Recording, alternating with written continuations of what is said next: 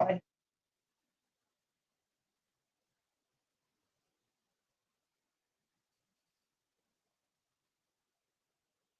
Donc, bonjour à toutes et à tous. Avant toute chose, nous vous souhaitons une très belle année 2024. Nous sommes ravis de vous accueillir dans le cadre de ce webinaire qui est organisé par FCN. FCN qui est une société d'expertise comptable et de commissariat aux comptes. Nous sommes également en présence d'Orange Cybersécurité, notre partenaire, pour vous parler de la manière dont il est possible de protéger vos données sensibles contre les attaques. Le webinaire durera 1 heure et si vous avez des questions, vous pouvez bien évidemment les poser dans le chat. Alors, comme vous le savez, notre monde évolue de plus en plus rapidement vers le numérique et comme on le sait, aucune entreprise n'est épargnée, ne peut échapper à cette transition digitale.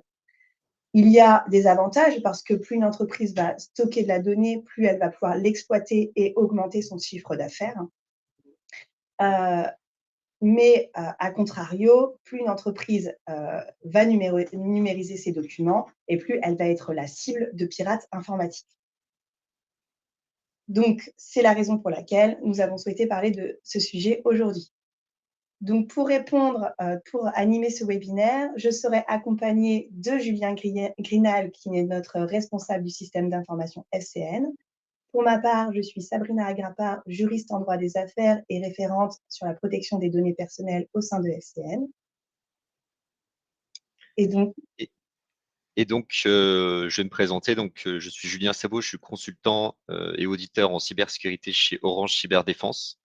Et donc, j'accompagne tout un tas d'entreprises et de collectivités, dont FCN, sur leurs besoins divers en termes de cybersécurité. alors, pour répondre à la question cruciale de la manière dont il est possible de protéger nos données personnelles face à la multiplication des attaques, il était important pour nous de vous énumérer quelques cas de cyberattaques qui se sont déroulés au sein du territoire français récemment. Ensuite, nous souhaitons vous parler de qu'est-ce qu'une donnée sensible en entreprise. On va également vous indiquer comment il est possible de protéger ses identifiants et ses données. Il était également important pour nous de revenir sur tout ce qui est usurpation d'identité, car ces attaques se sont démultipliées et les conséquences sont extrêmement dramatiques pour les personnes concernées. Et enfin, on va parler brièvement, parce qu'on n'a qu'1 heure pour vous présenter tous ces sujets, de la manière optimale de gérer une crise, car comme l'a rappelé et comme l'indiquait l'ancien président de l'ANSSI, aujourd'hui la question c'est pas de savoir si on va être attaqué, mais quand. Donc concernant le premier sujet, Julien, est-ce que vous pouvez nous donner quelques exemples notables de cyberattaques récentes? Oui, tout à fait. Je pense que c'est une bonne façon de commencer sans rentrer directement dans le vif du sujet. Donc aujourd'hui, il y a beaucoup de cyberattaques qui font les gros tics, donc avec une grosse influence médiatique. Ici, j'ai cité quelques exemples très récents. On a par exemple la mairie de Lille qui a subi en début 2023 une attaque de très grande ampleur où la totalité des données des habitants de la métropole ont été divulguées sur Internet et avec toutes les applicatifs et tous les services de la commune qui se sont retrouvés totalement stoppés avec un retour au papier crayon. On peut encore citer également le CHU de Brest où typiquement l'ensemble du périmètre de CHU s'est retrouvé à la fois sans connexion Internet, donc complètement isolé du monde extérieur, et un retour au mode dégradé, au mode papier crayon. Et bien sûr, derrière, là on parle de conséquences médiatiques, mais c'est aussi et surtout des conséquences métiers qui sont importantes et qui s'étalent sur plusieurs mois. Donc c'est justement ça que l'on souhaite éviter quand on parle et qu'on souhaite appliquer de la cybersécurité dans son entreprise. Ici, on a des cas de collectivités ou encore d'hôpitaux, mais ça peut toucher des entreprises de toute taille. Donc, c'est ce qu'on peut voir par ces chiffres, hein. Nous, en tant qu'experts du côté d'Orange Cyberdéfense, chaque année, ce qu'on constate, c'est que beaucoup d'entreprises ou de collectivités de toute taille se font cyberattaquer. Donc ici, ce que vous pouvez voir sur la figure de droite, c'est qu'on a des chiffres qui sont assez uniformément répartis, que ce soit entre les ETI, les, les PME ou encore les grosses entreprises du CAC 40 qui se font attaquer de façon très régulière, avec bien sûr des chiffres qui sont un peu plus en hausse du côté des grandes entreprises, parce que, et c'est ce qu'on va voir après, le, le potentiel, le potentiel de bénéfice derrière pour l'attaquant est d'autant plus important. Parce Donc au qu'il y a beaucoup. final, peu importe notre taille, tout le monde peut être impacté et peu importe le Exactement, secteur d'activité. exactement. Tout le monde peut être impacté et peu importe le secteur d'activité, c'est ce qu'on peut voir à droite. On voit que tous les secteurs sont impactés et aussi et surtout en hausse constante.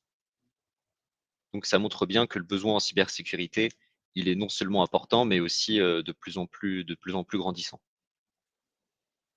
Donc ici, ce que vous pouvez voir, c'est les chiffres qui datent de l'année 2022, donc qui sont issus d'un document que l'on peut partager sur nos différents pôles de réponse à incident. Donc ensuite, une fois qu'on a vu qu'il y avait beaucoup de cyberattaques qui arrivaient et en hausse, on peut s'intéresser à pourquoi. Pourquoi est-ce qu'il y a des attaques qui existent et qui se répandent dans tout secteur d'activité? Donc pour ça, on peut s'intéresser d'abord à qui attaque. Donc on va avoir différents types d'acteurs qui vont être bien différents pour chacun d'entre eux, avec des moyens aussi bien différents. Donc le premier sur lequel on peut s'intéresser, c'est tout simplement le néophyte ou le technophile un peu curieux ou le script kiddie pour être un petit peu plus technique.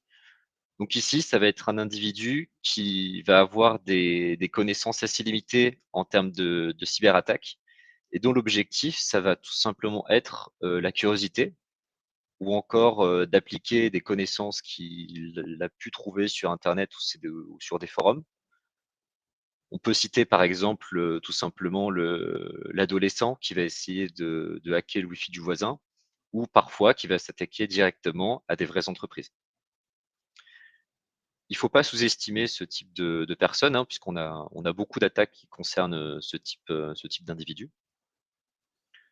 Ensuite, on va pouvoir trouver les activistes. Donc, eux vont souvent avoir un petit peu plus de moyens et leur objectif, ça va être de rallier un public ou de perturber l'activité d'une entreprise pour pouvoir faire gain à sa cause. Donc, on peut citer par exemple un exemple qui me vient en tête, le cas d'une entreprise qui fabrique des vaccins. C'est un exemple public hein, diffusé par l'ANSSI qui, où du coup l'attaquant pourrait par exemple diffuser sur Internet des photos ou des documents qui expliqueraient comment ils sont fabriqués pour éventuellement hein, rallier le grand public à sa cause. Ensuite, un autre cas, pas des moindres, c'est le collaborateur interne. Alors pourquoi est-ce qu'une attaque peut venir d'un collaborateur interne?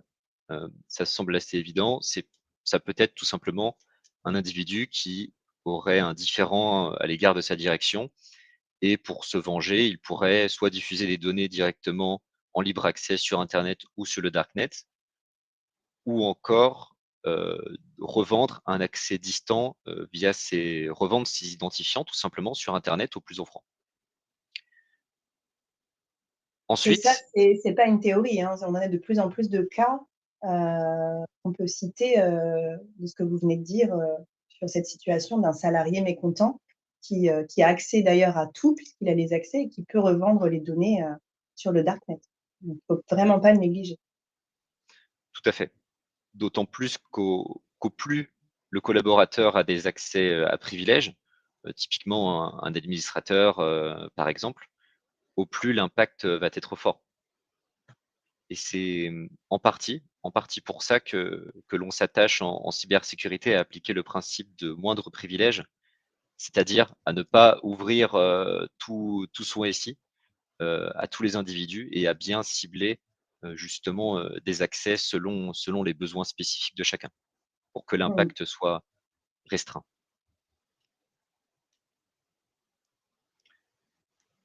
Donc ensuite, on va avoir les attaques sponsorisées par un État. Donc là, on change de catégorie, si je puis dire. Ces individus, ça va plus être des attaques qui ont pour but de perturber géopolitiquement à l'échelle d'un pays, bien souvent. On peut citer par exemple dans le cas du conflit russo-ukrainien, des attaques souvent ciblées du côté russe, mais aussi du côté ukrainien, pour perturber par exemple des activités bancaires ou encore énergétiques sur des pays. Donc là, c'est des attaques qui sont très perfectionnées, aussi montées par beaucoup plus d'individus à la fois, mais ça représente aussi beaucoup d'impact, donc c'est pour ça que l'on peut les citer sur le haut du tableau.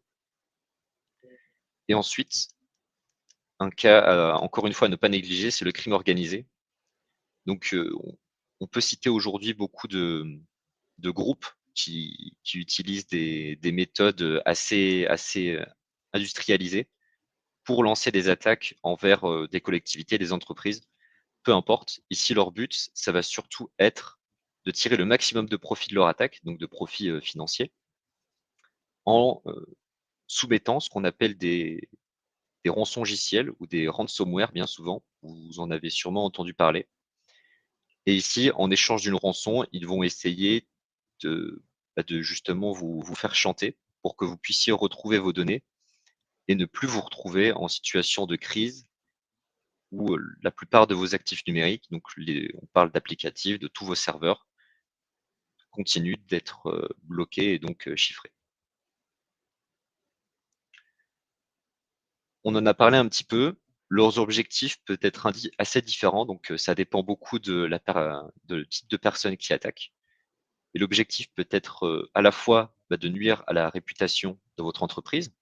Si on parle d'activistes ou encore si on parle de concurrents, ça va être leur objectif premier. Ensuite, on peut avoir des objectifs de revente ou de vol de données. Donc, du vol de données à la fois pour faire chanter l'entreprise, mais aussi pour le revendre puisque c'est un marché qui représente des grandes sommes d'argent. À titre d'exemple, un permis de conduire, par exemple, sur le darknet, ça peut se revendre pour quelques dollars, voire quelques dizaines de dollars. Donc, on parle bien de la copie numérique. Ce qu'on peut imaginer à l'échelle d'une entreprise qui se ferait pirater toutes les données de ses salariés, ça représente un marché qui est énorme. Ensuite, on a les objectifs stratégiques, donc essentiellement pour les activistes et les attaques sponsorisées par un État, ou encore le jeu. Le jeu, tout simplement le test, pouvoir mettre en pratique ses connaissances.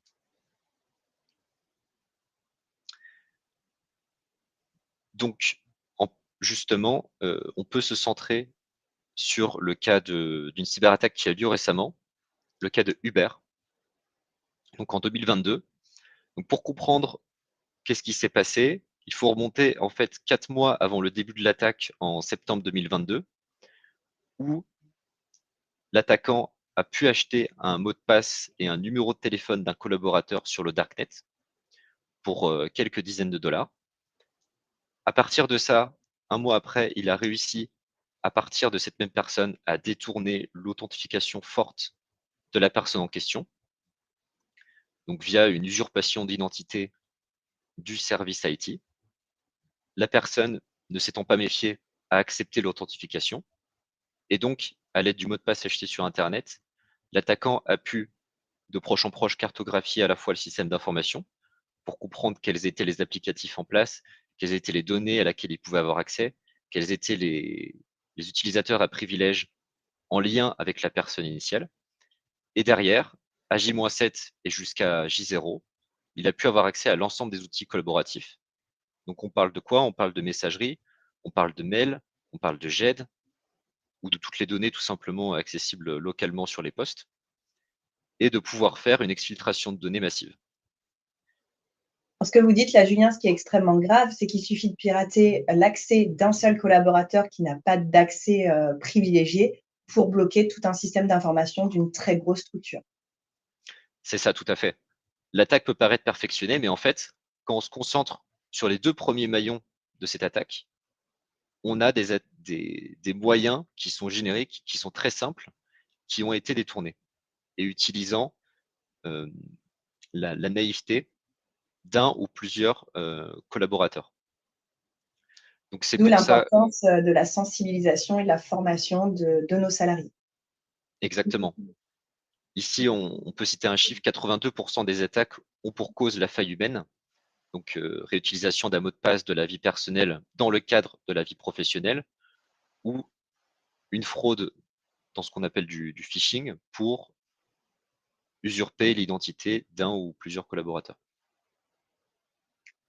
Très bien. Merci Julien. Ensuite, on va parler un second sujet, la donnée sensible en entreprise. Alors, c'est vrai qu'on possède un certain nombre de données sensibles qui vont intéresser les pirates. Est-ce que vous pouvez nous expliquer ce qu'est une donnée sensible en entreprise? Oui, c'est important de définir ce qu'est une donnée sensible. Donc, en termes de données sensibles, on distingue à la fois ce qu'on appelle les données confidentielles. Donc, ça peut être tout simplement des rapports financiers, des rapports de stratégie d'entreprise, des documents de travail sur différents projets, ou encore les données de nos clients qui sont bien souvent confidentielles. Et on peut citer aussi ce qu'on appelle les données personnelles. Vous n'êtes pas sûrement sans savoir qu'il y a un règlement qui est en place depuis maintenant 6 ans, qui s'appelle le RGPD, ou GDPR en anglais, donc le Règlement général de la protection des données personnelles, qui impose à toute entreprise, toute collectivité, de maîtriser et de savoir sécuriser tous les traitements qu'elle peut mettre en place pour les données personnelles, à la fois de ses collaborateurs internes, de ses partenaires ou encore de ses clients. Et donc, étant donné que toutes ces données, on peut les définir comme données sensibles, c'est important de maîtriser leur sécurité. Alors, comment est-ce qu'on peut maîtriser leur sécurité? Donc, on peut distinguer trois axes simples. On a tout d'abord le stockage, savoir les stocker de façon sécurité et de façon adaptée en fonction de leur sensibilité. Savoir maîtriser aussi leurs accès. Donc aujourd'hui, savoir maîtriser ses accès, c'est surtout savoir maîtriser ses identifiants. Donc identifiants, on parle souvent de login, mot de passe. Et de savoir maîtriser aussi leurs transferts, savoir les envoyer de façon sécurisée avec le bon moyen de transport. Et bien souvent, ces données sont justement la cible clé des cyberattaquants. Ici, on peut faire un retour sur l'attaque de la ville de Lille ou sur leur site. Ce qu'il faut savoir, c'est que les grands groupes de cybercriminels ont des sites dédiés, des sites vitrines, où ils revendiquent leurs attaques pour pouvoir gagner en termes de réputation, et surtout où ils peuvent diffuser de façon publique les données des collectivités ou des entreprises qu'ils attaquent pour justement les diffuser dans le cas où l'entreprise ne paye pas la rançon. Et pour vous rendre compte, ici, pour la ville de Lille, on parle de 360 gigas de données en libre service pour 800 000 documents dérobés. Donc c'est des impacts derrière pour les habitants qui se répercutent sur un temps extrêmement long, et des préjudices qui peuvent être assez divers et variés. Donc on peut parler d'usurpation d'identité de façon très ciblée à partir de ces documents, ou encore de fraude un petit peu plus complexe dont on pourra parler tout à l'heure. Donc comme je vous l'ai présenté, on a des données sensibles, elles peuvent prendre toute forme, hein. On peut parler de cartes d'identité, de cartes vitales pour ce qui est des données personnelles, ou encore de différents graphiques, différents types de documents pour les données confidentielles. Ce qu'il ne faut pas oublier aussi, c'est qu'elles sont disponibles sur de multiples supports. Et aujourd'hui, on va surtout parler de numérique puisqu'on parle de cybersécurité. Mais ce qu'il faut savoir, c'est qu'elles peuvent être aussi diffusées sur du papier. La donnée reste la même quand elle est disponible dans un classeur. C'est nécessaire de la sécuriser de façon adaptée, ou encore sur des supports amovibles, par exemple des clés USB, des disques durs externes qu'on est amené à, à déplacer de droite à gauche, sur des plateformes partagées, par exemple sur des drives en ligne tels que SharePoint, par exemple, ou encore dans les différents échanges de mails ou dans les boîtes qu'on peut avoir directement au local sur nos postes.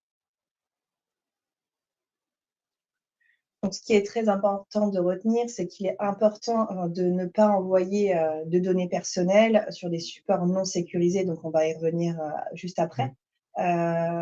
Et que ne serait-ce qu'une copie de carte d'identité, une copie d'une carte de sécurité sociale ou même un bulletin de paye, ça se revend sur le darknet et ça peut avoir des conséquences dramatiques pour les personnes concernées.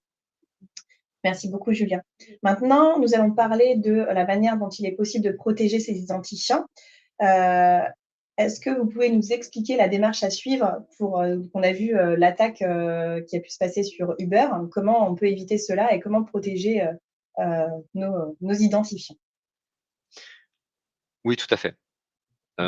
Aujourd'hui, les identifiants, comme je l'ai dit, sont très démocratisés. En revanche, ce qui est bien, c'est que les moyens pour pouvoir les sécuriser sont aujourd'hui connus et facilement accessibles. C'est ce qu'on va voir. Donc avant de rentrer directement dans les conseils des bonnes pratiques, on va présenter quelques règles simples à appliquer. Donc tout d'abord, c'est d'avoir un mot de passe qui est ce qu'on appelle non prédictif. Donc c'est-à-dire d'éviter ce qu'on fait bien souvent, d'utiliser un nom commun ou même un nom propre, qui peut être par exemple le nom de quelque chose que l'on aime, un animal de compagnie, un hobby, le nom d'un conjoint. C'est quelque chose qu'il faut à tout prix éviter. Éviter également tout ce qui est date de naissance, donc qui est aussi en l'occurrence prédictif, parce que facilement retrouvable aujourd'hui avec les ressources ouvertes sur Internet. Je peux, en faisant les bonnes recherches avec les bons mots-clés, aussi sur les bons outils, parce qu'il y a des outils dédiés qui permettent de faire de la recherche dédiée, autre que Google, retrouver une date de naissance, le nom du conjoint, etc., et de lancer des attaques qui vont permettre de retrouver, en testant des centaines et des centaines de combinaisons possibles à la seconde, de retrouver le mot de passe d'un individu. Également, une autre règle importante est d'avoir un mot de passe unique. Donc unique par rapport à quoi? On parle d'unicité par rapport à l'applicatif ou au site que vous utilisez. C'est très important parce qu'en fait, ce qu'il faut savoir, c'est que si par exemple, vous vous inscrivez sur un certain site, dans le cadre de votre vie personnelle, et que ce site se fait pirater, donc que votre mot de passe est accessible par le hacker et qu'il le diffuse publiquement, si vous utilisez ce même mot de passe pour tous vos sites internet, cela veut dire que le hacker a accès à absolument tout ce dont vous avez accès. Donc à la fois vos, vos applicatifs personnels tels que votre compte bancaire, votre compte Amazon pour ne pas le citer, etc., vos réseaux sociaux, votre boîte mail, mais aussi, si jamais vous l'utilisez également dans le cadre de votre vie professionnelle, à tous les applicatifs de votre vie pro. Donc c'est quelque chose de vraiment dramatique, si jamais c'est le cas, et qu'il faut éviter. Et quand bien même vous changiez, si ce n'est un caractère, étant donné qu'aujourd'hui il y a des attaques qui permettent de tester très facilement beaucoup de combinaisons à la seconde, c'est quelque chose qu'il faut également éviter. Dans l'idéal, on essaie de trouver un mot de passe qui serait aléatoire pour éviter justement et de rendre très difficile justement ces attaques de ce qu'on appelle par brute force ou par dictionnaire, qui tentent beaucoup d'attaques à la seconde pour trouver votre identifiant. Et donc justement, pour se sécuriser de ce type d'attaque, on essaie aussi de trouver un mot de passe qui soit non seulement aléatoire, mais aussi complexe, donc qui contient au moins 12 caractères. C'est les préconisations actuelles, à savoir qu'elles augmentent par tranche d'à peu près 4 ans. Parce qu'aujourd'hui, au plus l'informatique est perfectionnée, au plus il est simple de craquer un mot de passe. Donc, la complexité conseillée par l'ANSSI, donc qui est l'autorité gouvernementale française qui régule et chapeaute toute la cybersécurité à l'échelle du territoire, recommande. Alors Julien, je suis d'accord avec vous, mais du coup, si on doit avoir, alors la recommandation, c'est effectivement d'avoir un mot de passe pour une application ou une boîte mail. Comment je fais moi en pratique pour justement retenir tous ces mots de passe avec la complexité qu'on vient d'énoncer? Alors oui, en effet, ça peut être un peu compliqué de retenir un mot de passe aléatoire d'au moins 12 caractères. On est tous humains. Et en l'occurrence, ça peut être assez compliqué, surtout Et avec on des est caractères d'accord spéciaux. que le post-it sur l'ordinateur, voilà, c'était clairement à proscrire. C'est clairement à proscrire, même si votre mot de passe est bien conforme aux règles de complexité, et cetera. C'est vraiment à proscrire. Par exemple, votre post-it, il est sur votre poste, mais dans vos locaux, dans les locaux de votre entreprise, quelle qu'elle soit, on ne maîtrise pas tout le temps la population qui s'y déplace. Et comme on l'a vu, les cyberattaquants, c'est pas forcément quelqu'un de l'extérieur. Ça peut être un collaborateur interne, ça peut être n'importe qui. Et derrière, si votre identité est usurpée, c'est vous qui serez pointé du doigt et c'est vous qui serez tenu responsable. Parce que vous n'avez pas mis en place les recommandations de cybersécurité de votre entreprise. Donc le meilleur moyen pour retenir un mot de passe complexe, c'est d'utiliser des petites astuces, des petites méthodes de triche en quelque sorte. Donc ici, je vous ai cité 2 méthodes, mais il y en a d'autres. Donc la première méthode, c'est de tout simplement retenir une phrase. Donc ici, on a une citation de notre hymne Allons enfants de la patrie, le jour de gloire est arrivé, et de retenir les premières lettres de la phrase pour chaque mot, avec bien sûr des caractères spéciaux pour garder ça en tête. Et donc ça nous donne le mot de passe que l'on voit en haut à droite. Une autre méthode que je conseillerais en second plan, donc de davantage privilégier la première, c'est de tout simplement retenir une phrase et de la rentrer telle quelle en tant que mot de passe. Ça permet de façon simple, comme vous pouvez le voir, d'avoir un mot de passe assez complexe, bien que quand même assez prédictif puisqu'on a une phrase assez complète et que ça peut que pour le coup, ça rentre pas dans le cadre de la règle qu'on a vue juste avant. Ensuite, une autre bonne pratique est d'utiliser, comme on l'a vu, un mot de passe différent entre la vie professionnelle et la vie personnelle pour bien garder cette frontière entre les 2 et éviter, des impacts, dans un sens ou dans l'autre. Également, évitez de stocker vos mots de passe dans le navigateur, donc dans Chrome, Edge ou Firefox, et de privilégier ce qu'on appelle un gestionnaire de mots de passe. Donc, il existe des dizaines de solutions sur le marché. Ici, je vous en ai cité 2, KeePass et Bitwarden, qui sont pour Bitwarden, une solution open source, accessible à la fois sur vos mobiles ou encore vos postes, et qui permettent, en retenant un seul mot de passe, de pouvoir accéder à tous vos autres mots de passe directement et en pouvant vous permettre de garder un mot de passe différent pour chacun des sites et applicatifs auxquels vous accédez. Donc c'est vraiment D'ailleurs, la Julien, on vient solution d'avoir une question. à retenir. Pardon. On vient d'avoir une question sur une suggestion sur le mot de passe et l'enregistrement par Google ou autre. Donc justement, vous venez de le dire qu'il faut le proscrire, il ne faut pas utiliser l'enregistrement automatique, même si on sait que c'est dans l'utilisation pratique, mais que c'est fortement déconseillé. C'est ça, tout à fait. Étant donné qu'en utilisant un gestionnaire de mots de passe, vous centralisez tous vos mots de passe dans un seul et même endroit numérique, donc ce qu'on appelle un coffre-fort, c'est très important de le choisir soigneusement. Euh, le panier où on met nos clés, donc nos clés d'accès, c'est important de le choisir sécurisé. Donc pour ça, il y a différents critères de confiance. Par ailleurs, j'ai cité KeePass parce que justement, certains gestionnaires de mots de passe sont testés par des hackers éthiques et tamponnés justement par l'ANSSI. Et donc justement, ça fait un bon critère de choix pour le choisir de façon sécurisée. Par exemple, un autre critère, ça va être ce qu'on appelle l'algorithme de chiffrement.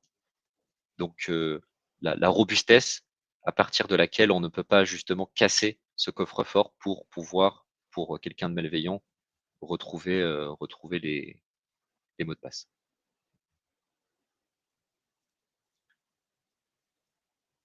Ensuite, une fois qu'on a choisi des mots de passe de façon sécurisée, on peut aussi s'appuyer sur ce qu'on appelle l'authentification forte ou l'authentification à multiples facteurs. C'est la même chose. Donc pour ça, l'idée, c'est qu'à la fois pour accéder à un applicatif sensible, vous ayez connaissance de votre mot de passe, mais aussi que vous possédiez quelque chose. Donc bien souvent, ça repose sur l'utilisation du téléphone portable, donc le mobile, ou à partir d'une application dédiée. Donc on peut citer par exemple Microsoft Authentificator ou encore Okta par exemple ou Ping Identity, où un mot de passe est généré sur un serveur éloigné et généré de façon aléatoire. Et pour pouvoir le retrouver et vous connecter, vous devez à la fois rentrer votre mot de passe personnel, mais aussi ce code qui est généré de façon aléatoire. Ça permet d'avoir une D'ailleurs, double beaucoup méthode, d'éditeurs double sécurité. D'ailleurs, beaucoup d'éditeurs maintenant obligent les entreprises à être équipées de MFA pour des questions de sécurité. Alors, c'est vrai que ça oblige les entreprises à acheter des téléphones portables pour l'ensemble de ses collaborateurs, mais à contrario, ça permet de sécuriser encore plus son système d'information et de protéger les données de l'entreprise. Tout à fait. C'est quelque chose qui est recommandé au plus de population possible, mais surtout en priorité aux populations sensibles de votre entreprise. Donc, ce que l'on peut citer, ça va être votre comité de direction qui a accès à beaucoup d'applicatifs et de documents sensibles, ou encore vos administrateurs qui, eux, pour le coup, ont accès à tout le panel administratif des applicatifs. Et donc, c'est important de sécuriser leur connexion à privilège. Et alors, une petite astuce que vous nous avez montrée la dernière fois et que je pense qu'il va être très intéressant que les participants puissent avoir. Je vous laisse expliquer la manière dont on peut vérifier si notre boîte mail, si notre adresse mail s'est fait pirater.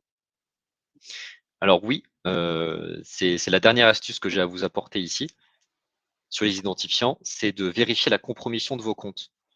Aujourd'hui, même si on respecte les bonnes pratiques, on peut avoir facilement sur internet une idée de est-ce que mes identifiants ont été, piratés via, ici je vous ai cité, 2 sites. Donc on a le premier Have I Been Pwned et le deuxième search.ot, où en rentrant tout simplement votre adresse mail dans un moteur, lui va chercher sur, toutes les ressources ouvertes sur internet et sur le darknet pour voir si justement vos identifiants ont été fuités publiquement. Donc si jamais vous n'avez pas de résultat, tant mieux. Ça veut dire qu'aucun de vos identifiants n'a été, publiquement diffusé. Et si jamais vous avez un résultat, vous avez moyen, non pas par le premier lien, mais par le second, de retrouver la source de la compromission. Et dans ce cas-ci, la bonne recommandation, c'est de tout simplement changer votre mot de passe, le mot de passe pour le site en question, pour permettre de justement le rendre obsolète et non utilisable par un cyberattaquant. Donc, on vous Alors conseille avec d'aller faire un tour parce que c'est très simple d'utilisation et ça me permet tout de suite de savoir si votre adresse mail professionnelle ou même personnelle s'est fait pirater. tout à fait. Alors ici, je vous ai cité 2 solutions, gratuites qui ne nécessitent aucune connexion, aucune création de compte. Mais ce qu'il faut savoir, c'est qu'il existe aussi des alternatives, bien souvent payantes, mais pas forcément chères, qui sont utilisées par les cyberattaquants et qui peuvent permettre de justement retrouver votre mot de passe en clair par une simple recherche.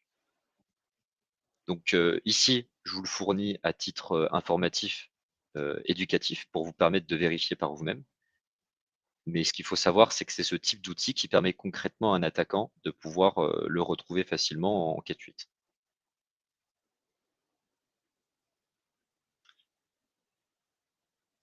Donc ensuite, ce que je vous propose, c'est que l'on regarde une petite démonstration, d'attaque qui ressemble, d'assez près à un cas concret, d'attaque par identifiant. Donc ici, on va s'intéresser à une page web, fictive, donc qui se situe sur votre gauche où, pour rentrer, il suffit d'un identifiant mot de passe et je vais me mettre dans la peau d'un attaquant en utilisant un outil, public accessible, gratuitement, sans aucune difficulté, qui va permettre, à partir d'une, base de données de mots de passe, de pouvoir tester de façon automatisée si cette base peut permettre de rentrer justement sur ce site. Donc Donc ici, là, je c'est vais à gauche, c'est comme si j'étais un salarié qui souhaite se connecter sur son compte d'entreprise le matin et du coup, là, on a le côté attaquant qui teste les combinaisons pour usurper ces données. tout à fait. Ici, l'attaquant va essayer de trouver l'identifiant d'un utilisateur qui s'appellerait admin Donc ici, ce qui va se passer, c'est que je vais lancer mon logiciel, je vais tenter une combinaison donc, qui va se retrouver erronée. Et derrière, grâce à ce logiciel, je vais pouvoir trouver la source brute d'échange qui va se trouver avec ce site. Donc à partir de cette trace-ci, donc ici on peut voir juste en bas que j'ai tenté de rentrer l'identifiant admin et le mot de passe, donc qui n'a pas fonctionné. Et en changeant tout simplement le paramètre mot de passe et en insérant dans le logiciel ma liste de mots de passe ayant fuité, donc une base qui va être assez conséquente, on va la voir juste après. Je vais pouvoir tenter de trouver le bon mot de passe.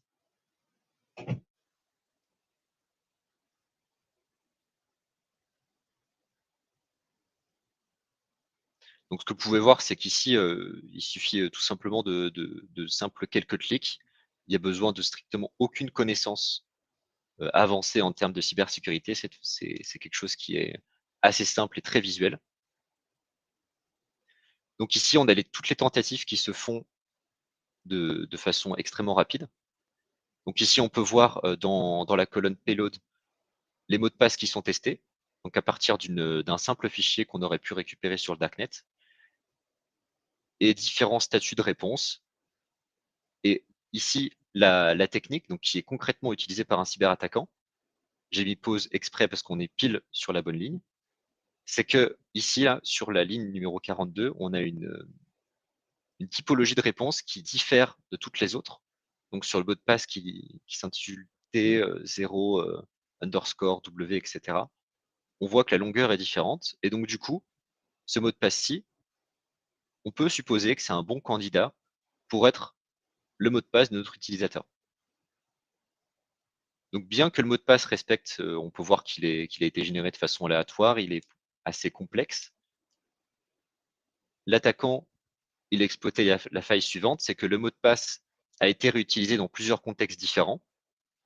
Et du coup, ça lui a permis de pouvoir s'enregistrer sur le site de façon très simple, en seulement, comme on a pu le voir, moins de 2 minutes. Donc ici, ce qu'on peut voir, c'est que l'attaquant a réussi à rentrer sans difficulté. Et dans un cas concret, il aurait pu accéder à tout ce qu'il peut y avoir derrière. Donc ça illustre bien la règle qu'on a vue juste avant, de bien utiliser des mots de passe différents pour chacun des sites, parce que dans le cas contraire, on tombe dans ce schéma-ci. En plus, ce qui existe, c'est des dictionnaires de mots de passe que souvent les mêmes personnes reprennent. Hein. On a, par exemple, qui est arrivé dans le top 10, on a Marseille, on a Soleil, on a voilà, des mots de passe qui sont régulièrement utilisés pour les mêmes personnes ou des mots de passe qui ont fuité. Donc, voilà, de faire preuve d'imagination sur les mots de passe. Donc, on va passer du coup à la slide suivante. On peut passer à la slide suivante. J'avais juste un dernier mot à redire sur les mots de passe, c'est d'éviter, comme on l'a dit, d'afficher des mots de passe publiquement dans votre open space ou dans vos bureaux.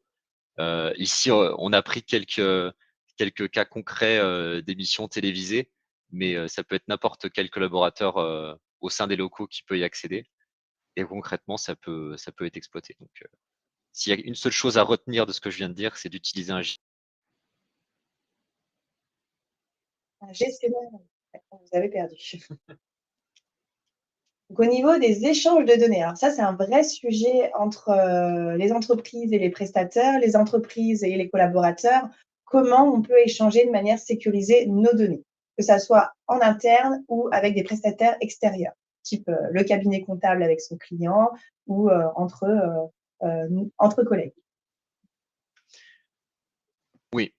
Alors, avant de rentrer concrètement dans les recommandations et dans les risques, l'échange de données, comme on l'a vu, c'est quelque chose qui arrive extrêmement fréquemment dans tout type d'activité, parce que justement, des données, on en trouve de toutes parts. Et aujourd'hui, pour pouvoir travailler en collaboration, on échange de la donnée. Donc, on peut citer ici quelques exemples. Pour le cas d'un client, on collecte des dossiers, des pièces justificatives, on envoie des mails, des propositions commerciales, on fait également du recrutement, on envoie des données administratives, on envoie des livrables, etc. Et pour ce faire, aujourd'hui sur le marché, on a des des centaines et des milliers de solutions possibles. Donc, on a quelque chose d'assez archaïque, mais qui existe toujours, le courrier, donc pour le cas des documents physiques. On a également le mail, dont il est important aussi de maîtriser sa sécurité, parce que contrairement à ce qu'on peut croire, ce n'est pas une solution magique.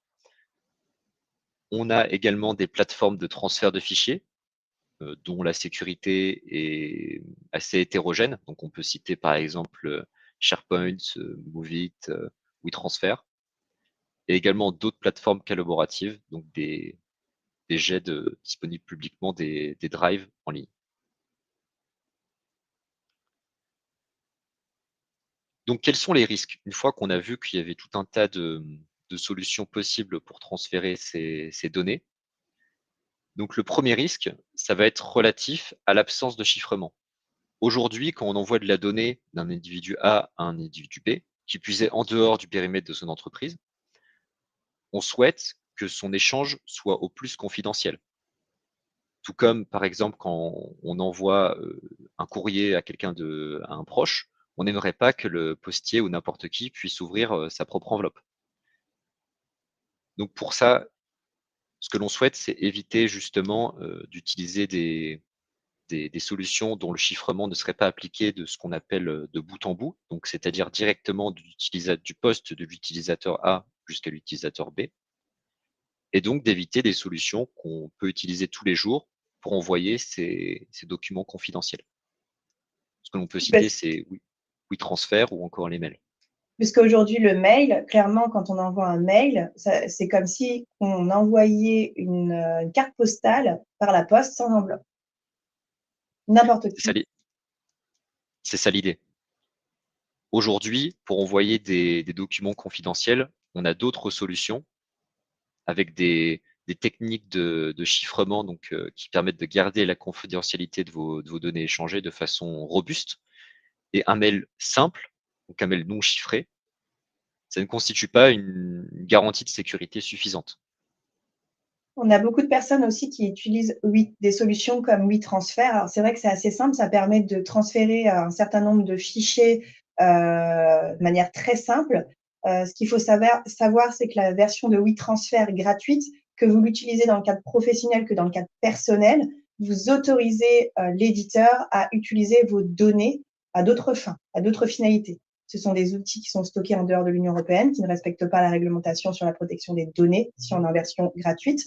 Donc, sachez que si vous envoyez des documents d'entreprise, vous levez le secret des affaires, puisque n'importe quel attaquant, on va dire, pourrait avoir, ou n'importe quelle personne pourrait avoir accès à ces données sensibles. Tout à fait.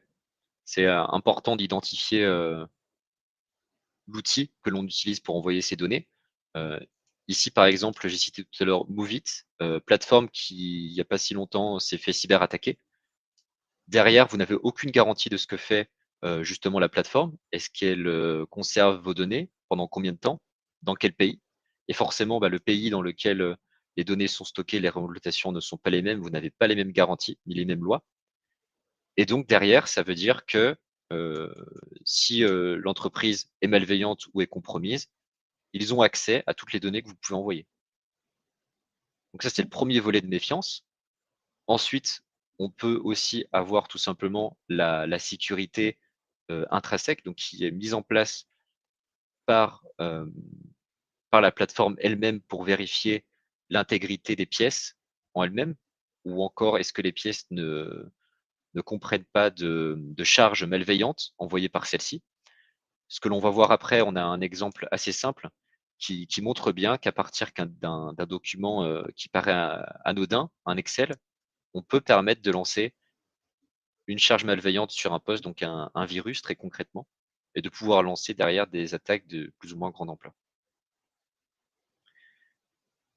Avant de rentrer dans le cadre de cet exemple-là, on a aussi deux autres risques qui sont les clauses de sécurité, donc les contractuels qui vous engagent avec celle-ci. Donc c'est très important de ne pas tomber dans ce que l'on appelle le shadow IT, donc de laisser libre cours aux collaborateurs de choisir la solution qu'ils souhaitent et de garder la main justement sur l'outil que vous utilisez avec les bonnes garanties qui conviennent. Et le dernier volet, c'est le cadre légal, le RGPD. Comme vous l'avez dit, Sabrina, c'est important de bien maîtriser cet aspect-là pour se rendre conforme. Donc, ce que je vous propose, c'est qu'on regarde un exemple simple. Donc ici, on va se situer dans la peau d'un attaquant qui enverrait un mail à un collaborateur légitime et dans lequel, dans le cadre de sa pièce jointe, il enverrait une charge malveillante par le biais d'un fichier Excel en utilisant une solution que l'on connaît tous, un lien WeTransfer. Donc ici, vous avez le template de mail, donc avec un lien transfert légitime. C'est vraiment la vraie plateforme qui a été utilisée. Pardon. Donc derrière, le mail a été envoyé à la victime. La victime ouvre son mail, donc le mail paraît tout à fait légitime. On est utilisateur, on a le lien. Elle récupère la pièce jointe.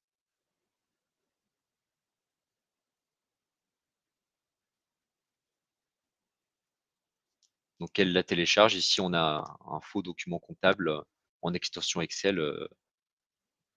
A priori, rien de bien méchant. La personne active les modifications pour permettre de faire les changements qu'il souhaite.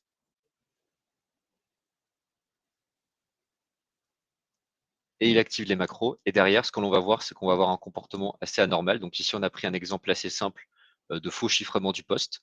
Et là, c'est assez visuel, mais souvent, c'est de façon très anonyme, de façon masquée. On a le poste qui est chiffré avec une demande de rançon par un simple fichier Excel en utilisant une plateforme qui ne contrôle pas la sécurité des pièces qui sont envoyées.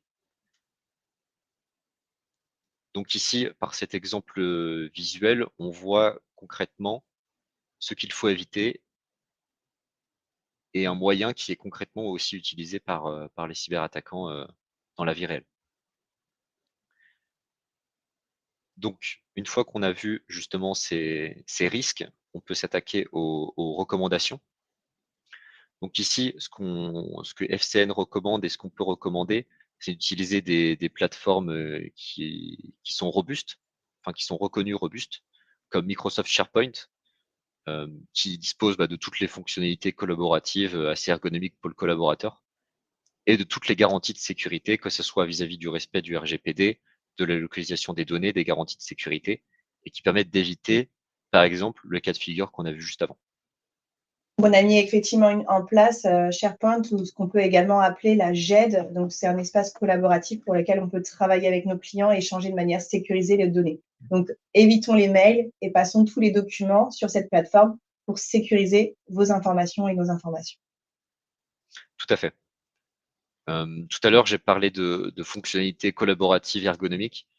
Ça a l'air de rien, mais c'est quelque chose qui est important parce que lorsqu'on fait un changement d'habitude, de bonne pratique pour les collaborateurs, on va avoir une certaine résilience au changement. Et au plus la solution est facile d'usage, au mieux c'est. Et quand la sécurité suit, bien sûr, c'est d'autant mieux. Et surtout, si vous avez des questions sur son utilisation, n'hésitez pas à contacter votre collaborateur habituel, votre interlocuteur habituel, qui se fera un plaisir de vous répondre. Ou s'il n'a pas la réponse à votre question, on transférera à Julien au service informatique qui pourra vous rappeler. De plus, je tiens juste à souligner ces trucs, c'est qu'on a renforcé la sécurité sur les plateformes collaboratives qu'on a mis en place en intégrant des IA qui analysent pour nous aussi toute la sécurité. Donc, on a notre équipe, plus une IA, enfin plusieurs IA, on n'a pas qu'une seule, mais plusieurs IA, qui analysent toute la plateforme SharePoint en cas d'attaque ou même d'alerte sur l'ensemble du système. Voilà. On va avancer un petit peu, Julien, parce qu'il nous reste que 10 minutes. Oui, on va accélérer le rythme. Donc, ensuite, on a un nouveau volet qui est la détection d'usurpation d'identité. Oui, parce que comme on le sait aujourd'hui, ce cas d'attaque est en forte augmentation et quand on est concerné, la situation, elle est extrêmement dramatique. Donc, il était important pour nous de vous parler de ce sujet aujourd'hui.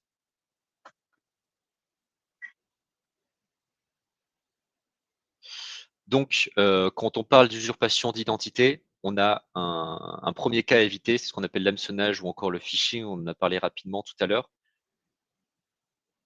On en voit tous les jours, que ce soit dans sa vie professionnelle ou personnelle. Qui n'a jamais reçu, par exemple, un faux SMS de Colissimo ou encore d'Amazon pour un soi-disant colis à aller récupérer et avec une demande de cliquer sur un lien? Ici, on est typiquement dans le cas de phishing ou de smishing quand on parle de SMS. L'idée, c'est qu'ici, l'attaquant vous envoie un mail ou un message piégé. Donc, soit il vous demande de rentrer vos identifiants, soit il vous demande de cliquer sur un lien pour vous permettre de faire la même chose ou de prendre à contrôle à distance votre poste ou votre appareil. Et derrière, ça lui permet de pouvoir soit directement vous faire chanter et de faire un impact direct, soit de lancer des attaques plus perfectionnées, comme on l'a vu dans le cadre de l'attaque Uber en introduction, et de pouvoir faire un impact à très grande ampleur. Donc pour se protéger, on a des solutions techniques, hein, de l'anti-spam, etc. Mais la première règle, c'est surtout de rester vigilant, de ne pas supposer que ça n'arrivera pas et de savoir identifier justement la fraude. Donc pour ce faire, je vous propose qu'on regarde quelques exemples parce que les signes sont souvent identiques et très caractéristiques. Donc pour ça, vous avez un premier sondage que je vais pouvoir lancer sur cet exemple-ci. À votre avis, est-ce que l'on fait affaire à un phishing ou est-ce que l'on fait affaire à un mail légitime?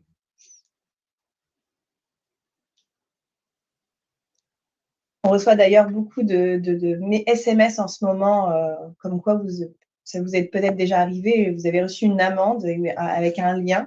Surtout ne cliquez pas dessus, jamais l'administration vous contactera de cette manière-là. On en a beaucoup discuté d'ailleurs entre collègues parce que on a une collègue qui a failli se faire avoir en disant que c'est bizarre. C'est vrai que j'ai eu une amende, on me relance. Surtout ne clique pas là-dessus, c'est du phishing. Du smishing, du coup. Du smishing du coup.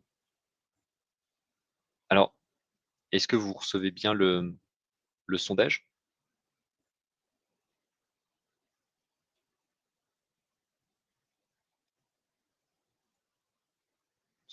Ok, donc j'ai déjà pas mal de réponses. Donc on est sur quelque chose d'assez unanime, 100% de phishing dans le cas des réponses. Donc en effet, il y avait plusieurs indices assez simples à voir. Donc tout d'abord, ce qu'il faut regarder, c'est les signes avant-gardistes. Donc dans le message qu'on le reçoit, on a un critère d'urgence, le côté pressant, qui vous invite à cliquer sur un lien.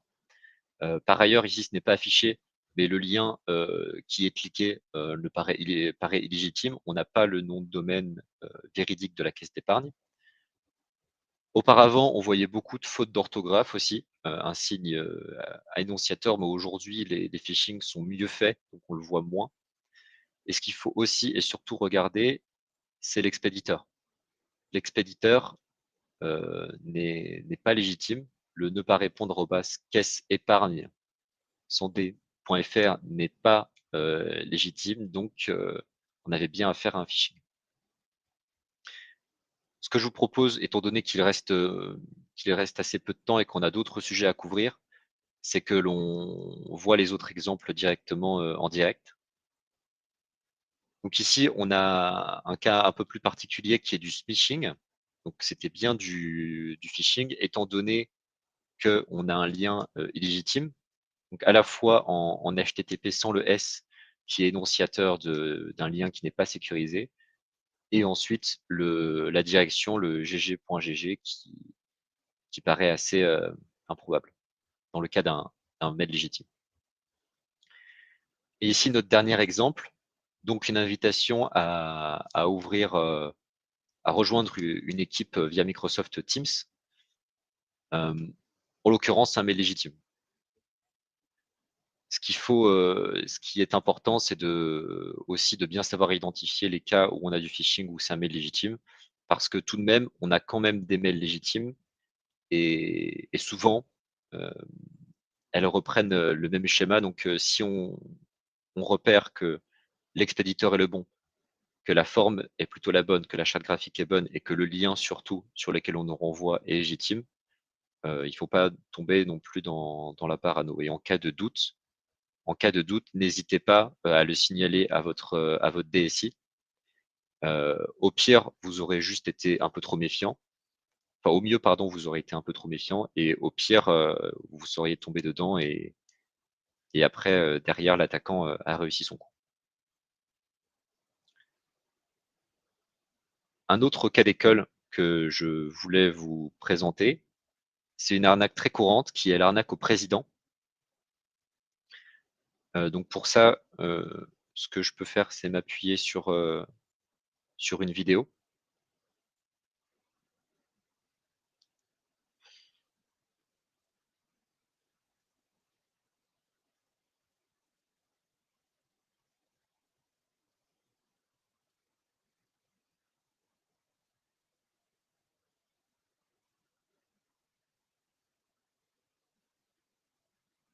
Donc juste un instant, le temps que la vidéo se lance. Et repose sur un énorme coup de bluff et elle peut rapporter gros. Baker McKenzie, le célèbre cabinet d'avocats d'affaires, en a payé les frais. Des escrocs spécialistes dans les faux ordres de virements internationaux auraient réussi à empocher jusqu'à 900 000 euros. Baker McKenzie n'a pas souhaité s'exprimer. Ce genre d'escroquerie, c'est ce qu'on appelle l'arnaque au président. L'escroc se fait passer pour le PDG et envoie un mail ou appelle le service comptable. Il demande que soit effectué en urgence un virement sur un ou plusieurs comptes qu'il a lui-même ouverts. De l'argent qui est bien souvent ensuite transféré vers la Chine. Claude de Saint-Vincent dirige une maison d'édition à Paris. Il y a un an, son entreprise a déjoué l'arnaque. Et voici l'enregistrement de la conversation. Vous êtes bien tout seul à votre bureau? Oui, tout à fait. D'accord, donc sachez que nous avons aujourd'hui un contrôle fiscal au sein du groupe. Bon, j'ai décidé de rétablir la situation via directement par rapport à ça via Bruxelles, d'accord? Oui. Pour qu'on puisse tout simplement passer au travers de ce contrôle fiscal. Au bout du fil, l'escroc va demander que soit effectué un virement de 3 millions d'euros. Il l'appelle 3 fois en quelques minutes, met une pression folle. Et effectivement, notre directrice financière finit par organiser le virement. Et au moment de confirmer à la banque, elle a quand même un doute. Elle appelle nos bureaux à Paris, découvre que le numéro de téléphone qu'il lui a donné n'est pas le bon. Et bien sûr, on met fin à toute l'opération. Areva, Total, Vinci, Michelin, tous les grands groupes français ont été la cible de ces arnaques. En 3 ans, 300 millions d'euros ont été détournés, bien souvent en direction de la Chine. Donc ici, on a pu voir un extrait de journal télévisé qui montre un petit peu comment se déroule concrètement le cas d'une arnaque au président et ses différents impacts. La vidéo est pas toute récente, mais le sujet est toujours d'actualité. Je vais repasser sur mon écran. Alors justement, Pierrick nous indiquait qu'il y a de nouvelles méthodes de développement dans l'usurpation d'identité, notamment le phishing. Et c'est justement notre slide juste après, où on en parle. Tout à fait. Donc le mode assez classique, c'est tout simplement une demande de paiement de facture sur un compte inhabituel, souvent auprès du service comptable, ou à partir d'informations légitimes pour permettre de gagner en crédibilité. L'attaquant va vous demander de faire ça en toute confidentialité parce que c'est pour le bien de l'entreprise, parce que c'est quelque chose qui est confidentiel, important pour la stratégie, et de pouvoir derrière, à partir de comptes offshore anonymes, de récupérer cet argent et les montants qui sont souvent très gros. Alors, ce qui est important, c'est dans ces cas-là, c'est de raccrocher et de recontacter votre contact, la personne que vous avez l'habitude d'avoir sur un fournisseur, enfin peu importe, pour vérifier si le changement de RIB est réel ou non. Tout à fait. La bonne pratique dans ce cas-ci, c'est justement d'être méfiant et de contacter directement votre partenaire, votre directeur, bref, la personne dont l'identité est en l'occurrence usurpée par une autre méthode et de redemander la vérification. Encore une fois, mieux vaut être trop méfiant que pas assez. Et c'est important de ne pas tomber dans ce cas de figure parce que derrière le recours que vous avez, la fenêtre d'action est vraiment très très faible. Au niveau de la fraude au président, alors c'est vrai que quand on a des gros montants de virements à réaliser, ce qu'on vous conseille fortement, c'est de le voir la personne de visu. C'est vrai que c'est le moins risqué. On avait tendance aujourd'hui de passer par exemple sur des applications comme Teams pour valider un virement. Et comme le rappelle cette slide, aujourd'hui, l'intelligence artificielle a quasiment la possibilité de reproduire le visage de votre président pour valider un virement. Donc, faut évoluer avec toutes les évolutions technologiques et être très prudent sur ce qui est possible ou pas de faire. C'est ça, tout à fait. Avec l'évolution technologique, il faut être de plus en plus méfiant. Ici, j'ai cité l'arnaque au faux ministre où plusieurs millions d'euros ont pu être récupérés auprès de grandes sociétés par l'utilisation de caméras et de masques avec quelque chose qui ressemble d'assez proche au bureau d'un vrai ministre. Avec l'IA aujourd'hui, on peut, avec ce qu'on appelle du deepfake, reproduire un visage de quelqu'un à partir de simples photos ou de simples vidéos. Et ça fait que justement la crédibilité de ces criminels gagne de plus en plus au fur et à mesure du temps. Donc avant de passer à la suite, un rappel des signes qui montrent la fraude. On a le critère urgent et pressant de la demande. Donc on parle de demande de virement, de cliquer sur un lien, que ce soit pour du phishing ou de l'usurpation d'identité via de la fraude au président. Et en cas de doute, pensez bien à signaler à votre DSI justement la demande ou le signalement et de vérifier par vous-même que ce soit l'identité de l'interlocuteur ou toute information qui serait amenée à vous apporter. Parce que la prudence, c'est vraiment ce qu'il faut garder en tête. Et le dernier point à avoir en tête, c'est que justement, souvent, ces attaques sont couplées. En effet, on peut avoir une fuite de données sensibles qui a été effectuée, où justement la personne aura accès, en utilisant par exemple le piratage d'un compte compromis, à des données confidentielles, à des noms de collaborateurs, etc., à des données purement sensibles qui lui permettent de gagner en crédibilité et de pouvoir faire une attaque ciblée de phishing ou d'arnaque au président. On va passer à notre dernier sujet parce qu'on a dépassé le temps qui nous est imparti. C'est sur la gestion de crise. Vous souhaitez vous parler rapidement de ce sujet parce que, comme vous le savez, et comme l'a rappelé l'ancien président de l'ANSSI, ce n'est pas de savoir si on va être attaqué, mais quand. Donc, qu'est-ce qu'on doit mettre en place pour qu'on soit préparé au mieux sur ces attaques? Alors oui, c'est important de parler de gestion de crise parce qu'en cybersécurité, on ne dit pas qu'il vaut mieux prévenir que guérir, mais le mieux, c'est de savoir faire les deux en fait. De pouvoir anticiper l'attaque et de savoir réagir convenablement lorsque ça arrive. Parce que le risque zéro n'existe pas. Donc avant de parler de gestion de crise, c'est important aussi de parler de gestion d'incident. Parce que c'est inutile de lever l'alarme au moindre incident. Et donc, avant de rentrer en crise, on a toute une phase où justement on identifie à quel type d'incident est-ce que l'on fait face, est-ce qu'il est maîtrisé, et justement s'il arrive à rester dans le cadre de ce qui est anticipable, on rentre et on reste dans le cadre d'une gestion d'incident, et sinon, au plus l'impact est grand, et le critère imprévisible justement de l'incident, on rentre dans le cas d'une situation de crise, donc avec des conséquences importantes et un niveau de décision beaucoup plus important. Donc, une fois qu'on a vu ça, quelles sont les grandes phases assez typiques d'une crise de cybersécurité?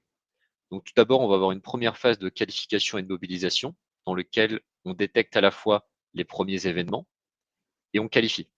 On qualifie selon différents critères, critères objectifs que l'on doit préparer au préalable.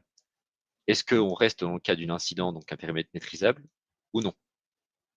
Dans ce cas-ci, on rentre dans le cas d'un déclenchement de crise, donc avec une cellule de crise qui doit mobiliser toutes les personnes clés pour pouvoir la gérer. Donc, qui est-ce qu'on va retrouver? On va retrouver la plupart du comité de direction.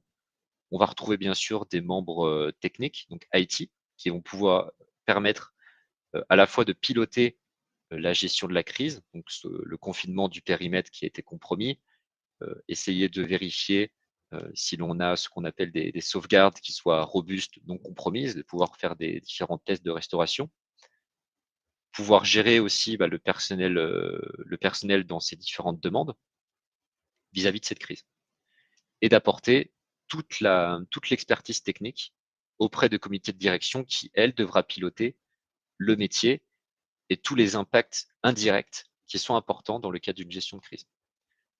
Donc les impacts indirects, on en a bon nombre. On va avoir tout d'abord tout ce qui est communication. La communication, c'est un critère très important dans le cadre d'une gestion de crise.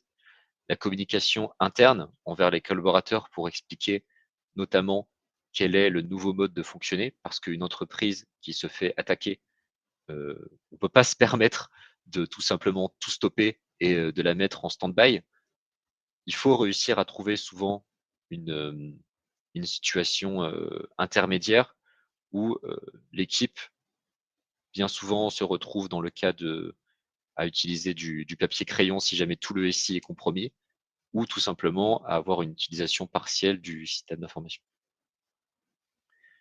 Et donc ensuite, Donc, ce une qui est à nouvelle phase. conseiller ici, c'est, pardon, excusez-moi Julien. Ce qui est à conseiller ici auprès de nos clients, c'est de préparer, d'anticiper cette attaque et de rédiger la procédure par anticipation.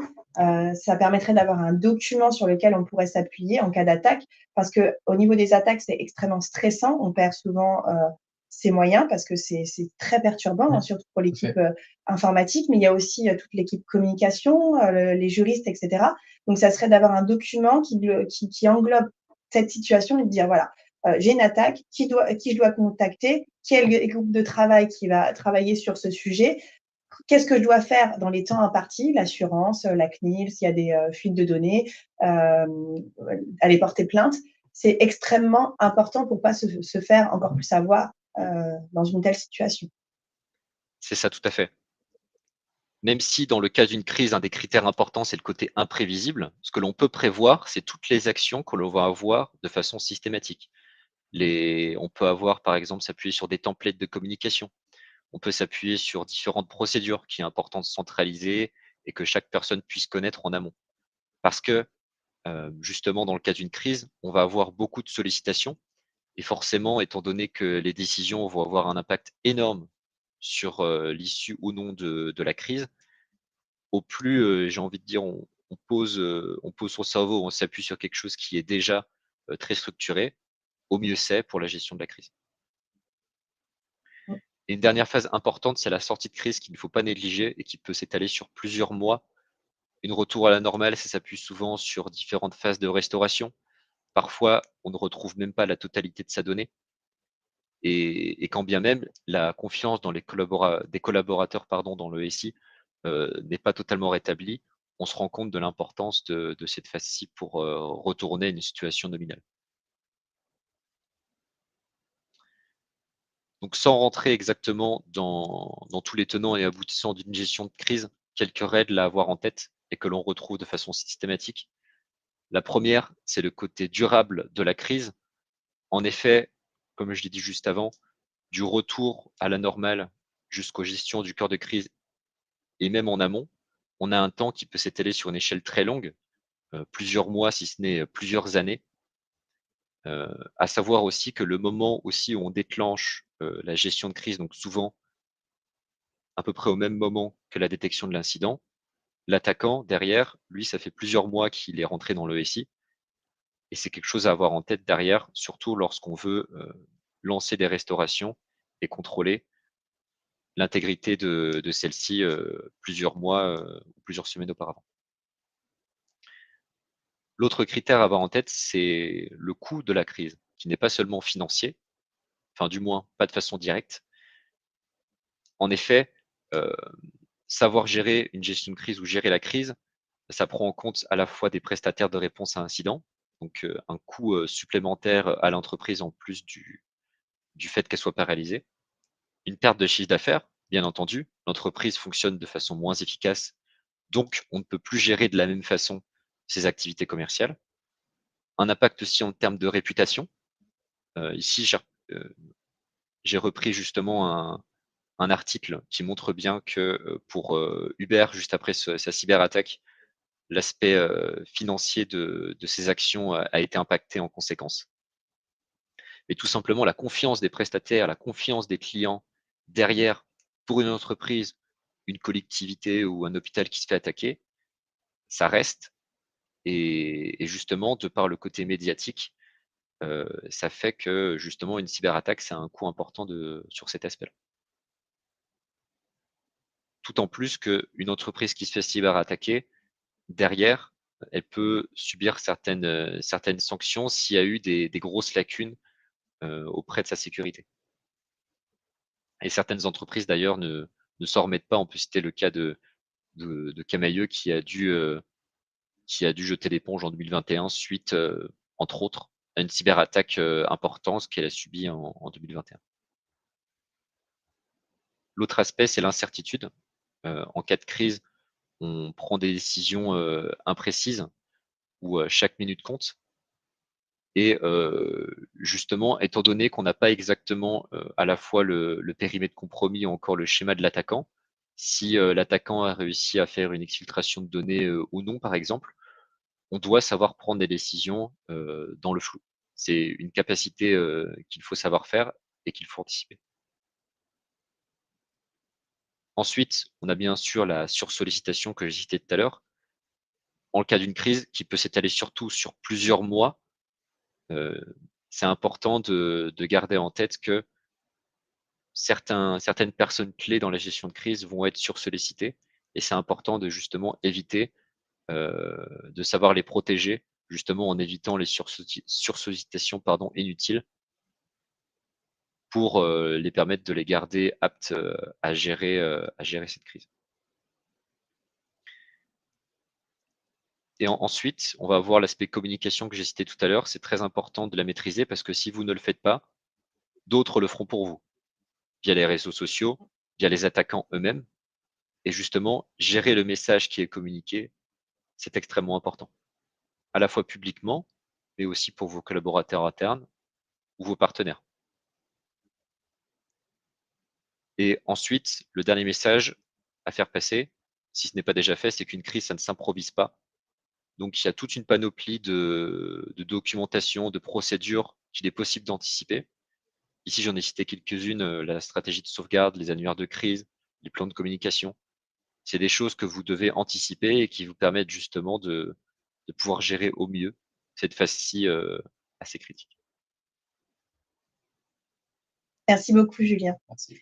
On est désolé pour avoir débordé sur le sujet, mais qui est extrêmement passionnant.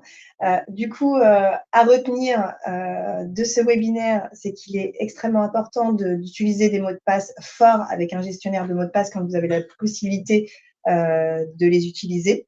Faire attention au phishing, et ça, c'est chaque collaborateur, chaque salarié qui doivent être extrêmement vigilants sur ce qu'ils reçoivent, parce qu'on a beau avoir le plus bel antivirus qu'il soit, ça ne permettrait pas de stocker le phishing et d'impacter votre système d'information. Donc, chacun est responsable de la sécurité de l'ensemble de l'informatique d'une société. Donc, c'est sensibilisation, formation.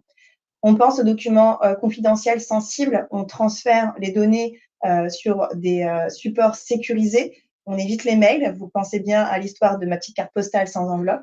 Et puis, anticiper la crise en rédigeant un document qui permet de s'appuyer dessus lorsque vous y serez confronté. J'espère que vous ne le serez pas, mais il vaut mieux prévenir que guérir.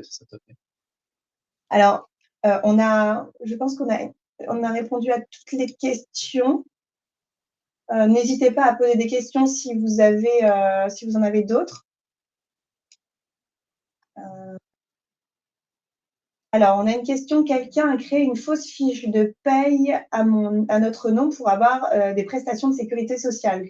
Faut-il porter plainte? Alors, si c'est vous qui êtes victime d'une usurpation d'identité, oui, bien évidemment, il faut que vous puissiez aller porter plainte, soit au commissariat, soit à la police, parce que derrière, il peut réutiliser vos identités pour d'autres choses. Et puis là, les prestations, c'est pas négligeable. Donc oui, bien évidemment, allez porter plainte.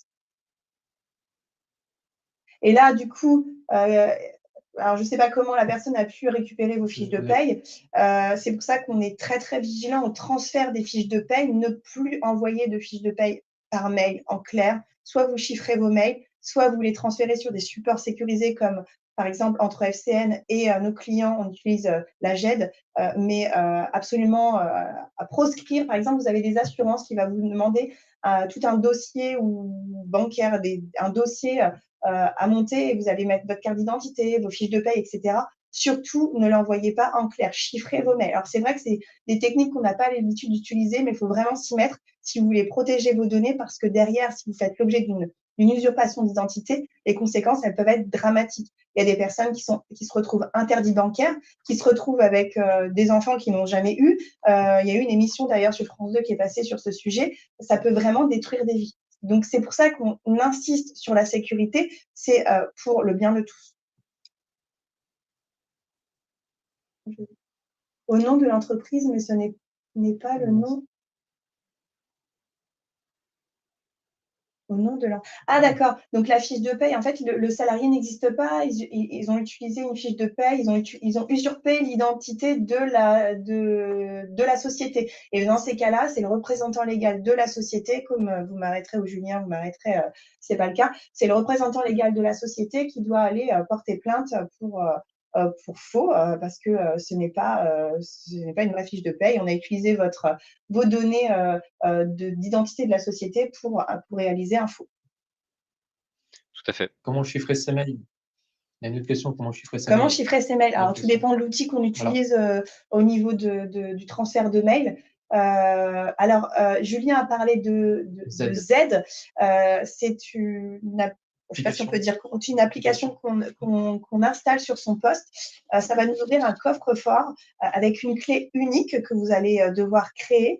La personne à laquelle vous allez envoyer le mail va également détenir une clé et vous allez devoir échanger cette clé sur un autre support, bien évidemment, que le mail. Par exemple, en envoyant par SMS la clé, ce qui va permettre de déchiffrer le mail. C'est ça. Ça consiste, pour faire simple, à ajouter un mot de passe, qui plus est complexe, à la pièce confidentielle que vous voulez envoyer. Ce qui est important par contre, c'est de bien envoyer le mot de passe par une autre méthode que celle où vous envoyez votre pièce Z. Parce que sinon, si l'attaquant a accès à votre mail, il a accès aussi au mot de passe et derrière, vous perdez toute la valeur de la chose. Donc, par exemple, un simple SMS, vous envoyez le mot de passe par ce biais-ci. L'autre personne, grâce au mot de passe que vous avez reçu par votre SMS, ouvre la pièce et derrière, vous êtes sécurisé.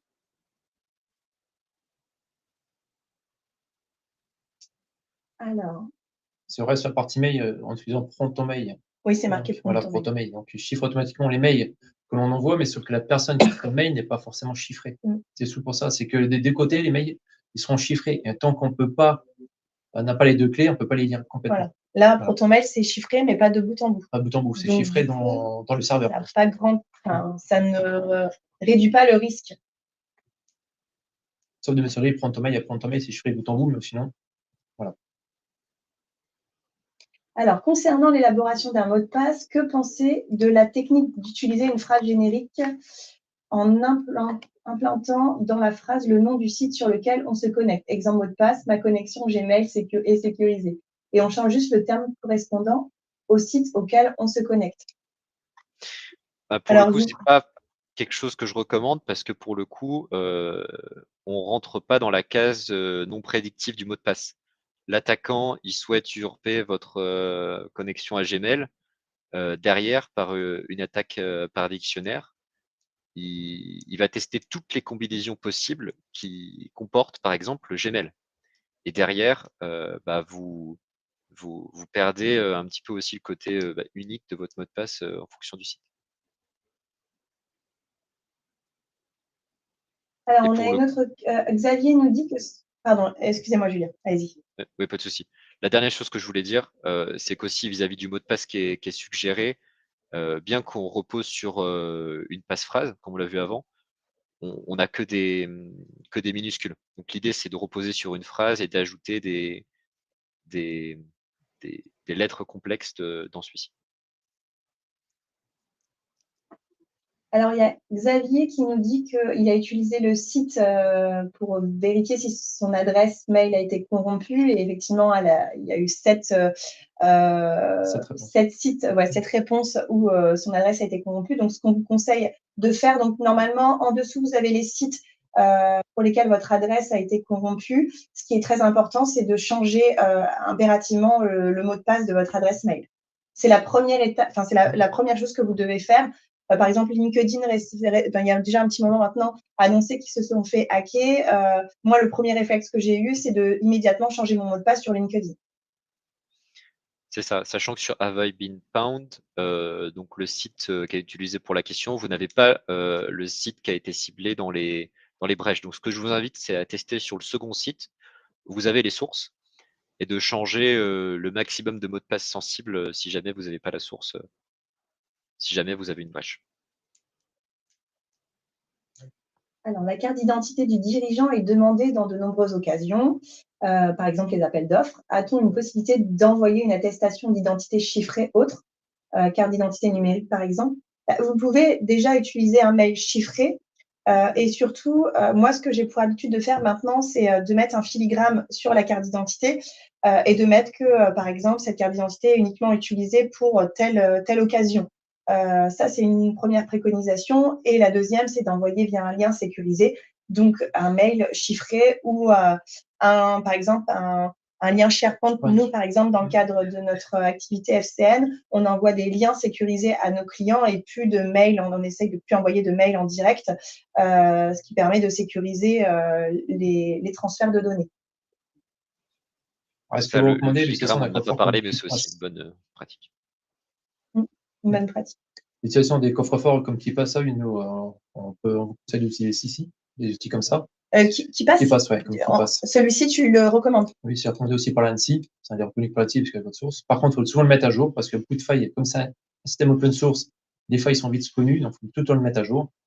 Donc voilà. Après, il y a d'autres outils, nous, en interne FCN, qu'on va mettre en place, qu'on met de plus en plus, qu'on va mettre bientôt déployer.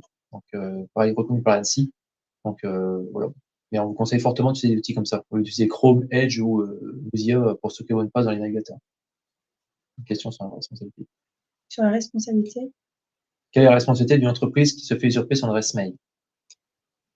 La responsabilité, il n'y a pas réellement. C'est surtout qu'il faut que vous allez porter plainte pour usurpation d'identité. Nous, ça arrive fréquemment pour les entreprises de se faire usurper son identité. Par exemple, nous, ça nous est déjà arrivé de recevoir des vrais bons de commande pour des téléphones portables qu'on n'aurait absolument pas commandés. Donc, ça veut dire clairement qu'on s'est fait usurper notre identité dans la commande d'objets. On va porter plainte au commissariat et pour dire que nous ne sommes pas à l'origine de cette commande. Tout simplement. Et après, c'est le travail de la police. Mais bon, il y a tellement d'usurpation d'identité que généralement, vous n'aurez pas de suite. Mais au moins, s'il y a des conséquences derrière, vous pourrez prouver que vous avez porté plainte et que vous n'êtes pas à l'origine de cette commande ou de cette usurpation d'identité, tout simplement. Filigrane.beta.gouv.fr, c'est un bon site. Justement, c'est l'État veut protéger les données, vous aider à protéger les données. Donc pour l'instant, c'est marqué bêta parce que c'est en cours de test, c'est pas fini. Mais c'est un bon site qui permet de faire ça, justement, de pouvoir mettre des filigranes sur les documents et être reconnu par l'État. Que pensez-vous des clés système de sécurisation YubiKey? YubiKey, ce sont des bons systèmes de sécurisation. Des fois pas facile à mettre en place, donc pour certains collaborateurs. Donc, mais c'est de très bons outils pour protéger votre système, pour ouvrir vos mails, pour aussi les accès Office ou même accès directement à votre PC. Que pensez-vous de Dashline? Alors Dashline, c'est un bon outil, sauf que conformité RGPD n'est peut-être pas à 100% non plus, parce que c'est pas un outil européen. C'est en dehors de l'Union européenne. Donc, c'est pour ça que bon, on évite nous cet outil-là. C'est un outil qu'on avait étudié, mais pour nous, en tant qu'expert comptable ou autre, comme c'est pas au niveau Europe, on peut pas l'utiliser. Ce qui est très important au niveau du choix de l'outil, c'est d'avoir recours à la personne qui gère le juridique aussi, mais que ce soit de manière générale vos éditeurs, le choix des éditeurs que vous prenez, c'est de vérifier qu'ils sont bien au sein de l'Union européenne pour justement au niveau de votre conformité à la protection des données. Vous devez vous assurer, vous, en tant que responsable de traitement, que le prestataire que vous avez choisi se conforme bien à la réglementation. Donc, quand vous choisissez un outil, le premier réflexe que l'on a, c'est de vérifier où est-ce qu'il est situé, où est-ce que les données sont stockées, pour être certain que, on ne se limite pas à ça au niveau de la conformité, mais c'est déjà un bon début. Alors, pour Xavier, Microsoft ou d'autres outils, comme c'est un outil pirate, donc ils vous disent faites attention. C'est pour ça que ça vous dit Microsoft vous recommande de quitter ce site. Tout simplement parce que c'est des outils pirates à la base, donc pour eux, ils considèrent ça comme une menace. Mais vous pouvez l'utiliser quand même. Alors, nous, chez FCN, c'est bloqué. Ça, c'est sûr.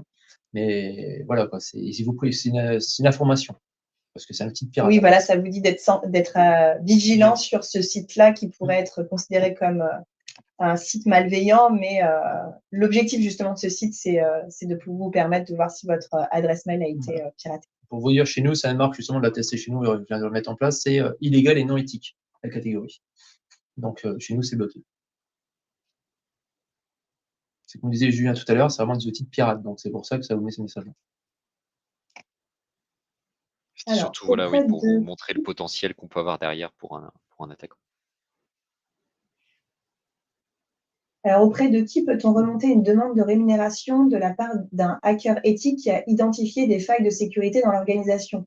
Alors, pour moi, tout dépend si l'organisation a mis en place des Ouais. rémunérations pour ces hackers éthiques. Parce qu'effectivement, il y a de plus en plus de sociétés qui mettent en place des, on va dire, des primes aux collaborateurs qui remonteraient certaines failles de sécurité dans le système d'information d'une structure.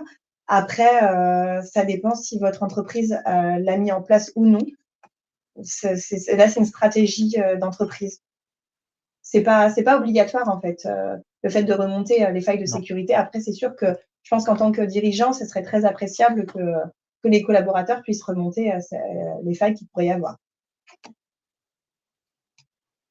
Mais c'est vrai que ça se fait de plus en plus, surtout sur les sociétés informatiques en fait. Surtout oui, les grands groupes Les maintenant font ça, éditeurs, les hébergeurs. les hébergeurs, mais bon. Alors, recommander l'utilisation de VPN pour un usage privé. Oui, de toute façon, nous, on fait que ça, du VPN chez nous à l'InterSN. Mais même pour l'usage privé, c'est vraiment important. Utiliser VPN, ça permet de cacher vos informations qui circulent sur le net, quoi. Parce qu'il faut savoir que toutes les communications ne sont pas cryptées par défaut. Voilà. Et ça permet aussi de pouvoir cacher votre donnée personnelle, qui est votre adresse IP de votre box. C'est déjà une donnée personnelle, ça. Surtout dans le cas d'utilisation de Wi-Fi public tel que le train, enfin bref, n'importe quel Wi-Fi qui serait amené Et à ça d'ailleurs, Ce qu'il faut par contre, c'est faire très attention au VPN que vous utilisez, parce que certes, vous avez une confidentialité, mais le serveur sur lequel vous vous authentifiez, lui, a accès à toutes vos communications. Donc le choix du VPN est aussi très important. et d'ailleurs, pour rebondir sur le Wi-Fi public, c'est aussi une bonne pratique à avoir de clairement le proscrire parce que n'importe quel attaquant pourrait prendre la main sur par exemple, votre téléphone portable et récupérer l'ensemble de vos données. Donc, si vous avez besoin de travailler en dehors de votre lieu de travail, ce qui est important, c'est de faire un partage de connexion avec votre téléphone, par exemple. Alors, pour partager un mot de passe ou un secret, juste à titre personnel, site srlink.fr. Donc ça déjà, c'est pas RGPD parce que c'est parti en Suisse. Donc déjà là, c'est pas très bon. Ça fonctionne bien, il n'y a pas de secret, mais après on ne sait pas ce qu'ils font des données, voilà. Parce que c'est pas recouvert par la RGPD, donc on ne peut pas savoir exactement si ça respecte l'ensemble des prérequis. Après, d'autres types comme ça pour partager des mots de passe, je ne connais pas par cœur, il faut aller sur le site de l'ANSSI, il y a toute une page de certification. Là, vous pouvez voir tous les outils, à moins que Julien de Franchis France les connaisse. Il y en a beaucoup. Donc, vous allez sur la page de l'outil, tout est bien détaillé sur l'outil pour les différents outils. Quel outil est-il? Des gratuits et fiables. Alors, c'est bon pour quoi faire? Pour quel outil? Pour le gestionnaire de mots de passe, vous parlez, Hamid? Je crois que ça concerne le VPN. C'était ça sa question. VPN? Alors, est-ce qu'il y a des VPN gratuits? Alors, moi, je n'ai pas la réponse. Des VPN gratuits. Moi, ce jour, j'en connais pas des gratuits. C'est plus des payants, parce que les payants, certes, c'est payant, mais il y a moyen de travail derrière, des cryptages qui sont renforcés, mais aussi une garantie de comme quoi ça respecte bien les normes RGPD et autres. Et vaut mieux être méfiant vis-à-vis des VPN gratuits, parce que souvent, si c'est gratuit, c'est que le produit derrière, c'est vous. Donc, C'est-à-dire qu'il récupère toutes vos données de transit. Alors, Radouane parle de VPN. Je ne sais pas si vous connaissez. VPN. Non, je ne connais pas celui-là. Non. Il y en a tellement que... C'est un VPN gratuit, mais en termes de sécurité, il faudrait étudier les conditions générales parce que s'il y a un caractère de gratuité, c'est comme Dropbox. En fait, il n'y a pas réellement de gratuité. Il y aura toujours derrière des conséquences. Donc, il faut vraiment bien étudier les conditions de l'outil. Mais celui-ci, on ne le connaît pas. Savoir par où ça transite, par où ça transite, des choses comme ça, quoi. Le plus sécurisé, c'est de faire ce qu'on a fait avant, c'est de ne pas utiliser de VPN et utiliser sa connexion partagée via son téléphone en 4G, 5G. Je ne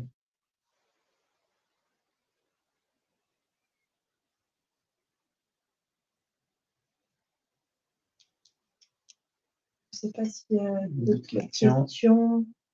Celle-ci, c'est pas une question. Alors, OpenVPN, c'est un outil pour se connecter à un VPN extérieur. C'est un logiciel, c'est pas un serveur VPN à la base, quoi. Donc, et puis OpenVPN, voilà, c'est vraiment l'outil pour se connecter à un VPN que vous allez voir chez Nordnet ou NordVPN, des choses comme ça. C'est un outil pour se connecter. Ça ne crée pas le VPN. Il faut toujours un serveur derrière qui permet de se connecter à un autre réseau.